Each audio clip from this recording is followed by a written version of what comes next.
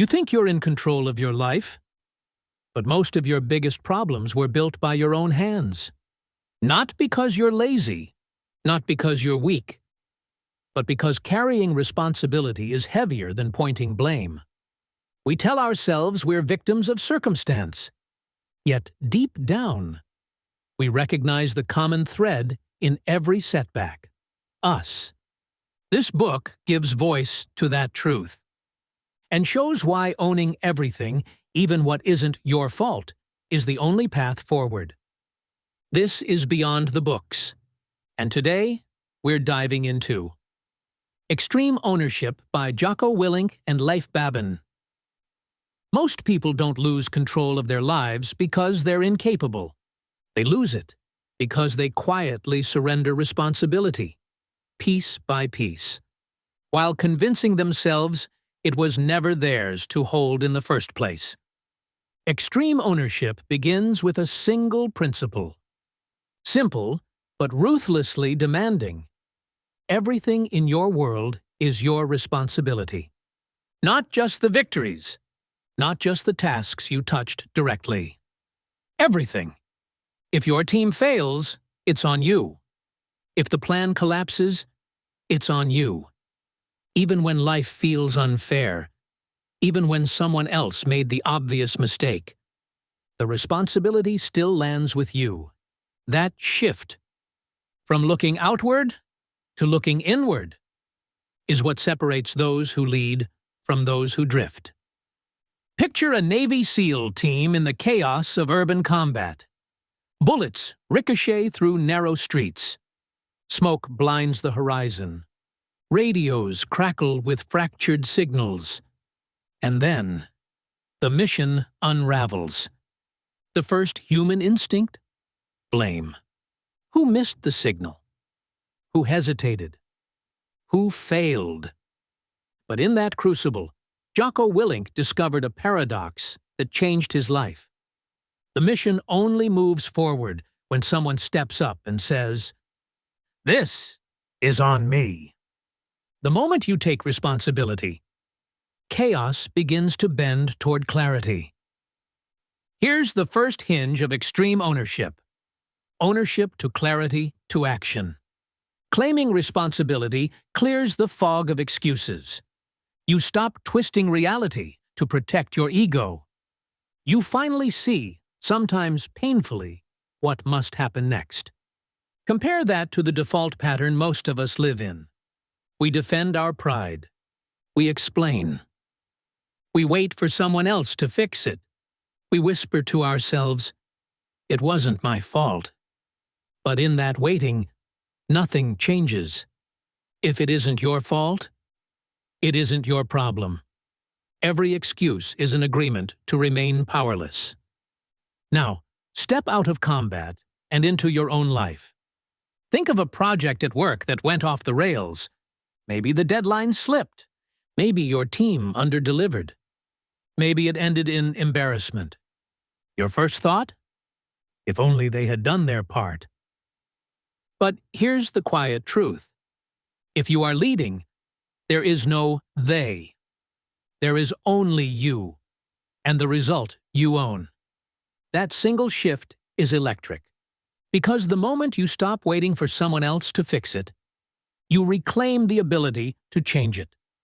Waiting for others to take responsibility is the fastest path to a life of frustration. But extreme ownership isn't self-blame. It's leverage. When you take ownership, you grant yourself permission to influence. You stop being a spectator in your own story.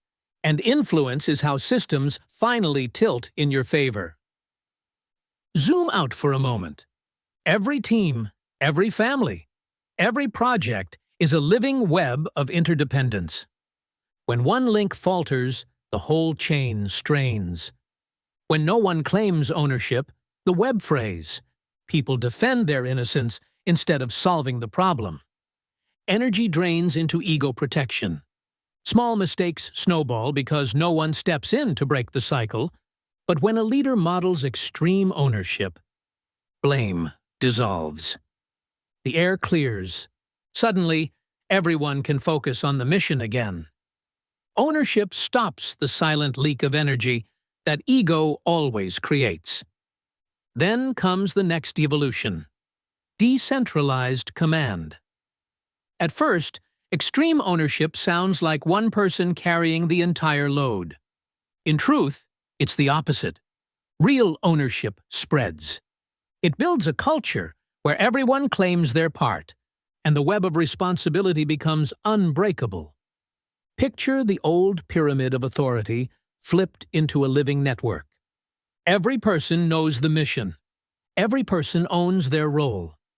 The leader is no longer carrying the world alone. They've unlocked a self-propelling team. Here's what that looks like in real life. A manager discovers a critical client report is late. The instinct? Blame the analyst. Demand answers. Maybe issue a warning. But extreme ownership whispers a different question. Where did I fail to set conditions for success? Maybe the deadline wasn't clear. Maybe priorities were conflicting.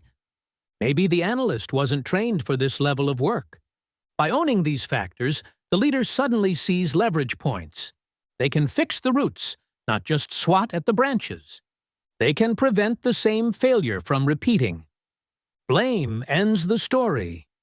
Ownership rewrites it. There's a paradox here. Extreme ownership demands ego detachment. You cannot guard your pride and hold responsibility at the same time. In combat, ego kills clarity. In business, ego kills communication. In life, ego kills growth. When your first instinct is self-defense, you've already dropped the lever of change. True ownership is heavy. It asks you to step outside yourself and see the system with unclouded eyes. And here's the deepest truth. Ownership is not about control. It's about your response. You can't control every variable. You can't anticipate every failure. But you can always own your response.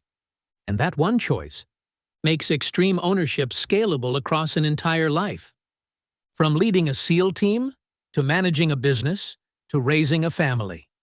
You may not control the world, but you always control whether you step forward or wait for someone else to. Let's integrate the system. Extreme ownership runs on 3 reinforcing loops. 1. Personal responsibility loop. I own the outcome leads to I adjust my behavior leads to the system improves. 2. Team trust loop. One model ownership leads to my team mirrors. It leads to collective clarity rises. 3. System optimization loop. Ownership exposes weak links, leads to weak links are strengthened, leads to future performance accelerates. When all 3 loops activate, teams become anti-fragile. Growing stronger from failure because every setback is metabolized into learning instead of lost in blame. Here's the secret you already feel, but rarely speak. Ownership is contagious. When one person steps up consistently, it becomes safe for everyone else to do the same. Blame stops being the culture. Learning takes its place. The whole atmosphere shifts. From fear to action. From ego to alignment. This is how leaders quietly build self-sustaining teams and resilient lives. And finally, the deepest layer. Extreme ownership is not a single heroic act. It is a lens, a way of moving through the world where problems are signals, not attacks. Responsibility is power, not punishment. Leadership is service, not control. Once this internalizes, life changes subtly but profoundly. It stops happening to you and starts happening through you. Every misstep becomes fuel. Every challenge, a lever. Every outcome, yours to shape. The quiet force behind extreme ownership is this. The moment you claim it all, you gain the power to change it all. The moment you take ownership, excuses lose their grip. Leadership isn't somewhere out there. It begins with the next choice you claim completely. Tonight, write down one thing in your life you've been blaming on someone else. Then write the words, "I own this." Say it once, out loud. That's the first step toward becoming unshakable. Comment below with the thing you chose to own today. Like the video, subscribe to Beyond the Books, and tell us which book you want to truly understand next. This is where responsibility stops being a weight and starts becoming who you are.